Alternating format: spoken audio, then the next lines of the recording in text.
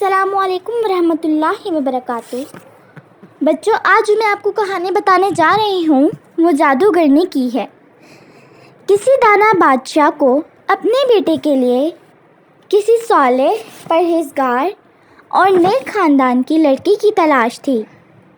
جب ایک جگہ رشتہ طے ہونے جا رہا تھا تو بادشاہ نے شہزادے کی ماں سے یہ بات کی۔ ملکہ نے کہا، لڑکی والوں کا گھرانہ تقویٰ اور پرہیزگاری میں تو ٹھیک ہے، مگر دنیاوی مال و دولت اور جاہ و حشمت میں ہم سے کمتر ہے۔ بادشاہ نے جواب دیا، ملکہ، تجھے شاید یہ معلوم نہیں کہ جو شخص دین کا غم کھاتا ہے، اللہ اس کے سارے غم دور فرما دیتا ہے۔ بڑی بحث و تکرار کے بعد بادشاہ اپنی ملکہ کو اس معاملے میں ہم خیال بنانے میں کامیاب ہوا۔ شادی اس صالح خاندان میں ہوئی۔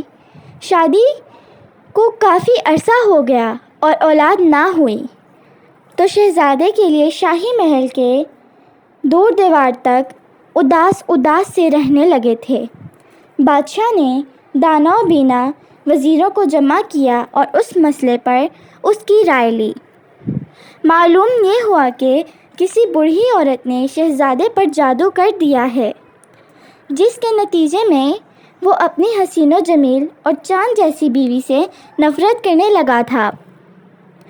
اس عورت نے اپنے جادو سے شہزادے کو اپنے عشق میں مبتلا کر رکھا تھا۔ بادشاہ کو یہ سن کر بے حد دکھ ہوا۔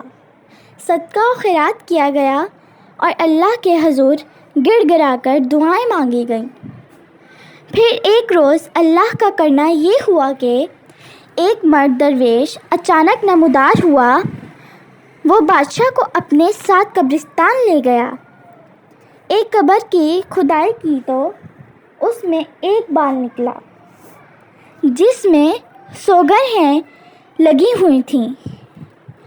اس مرد درویش نے ایک ایک کر کے ساری گرہیں کچھ پڑھ کر کھول دیں۔ شہزادہ جادو کے اثر سے نکل آیا۔ اسے بوڑھی جادوگرنی کے عشق سے نجات ملی۔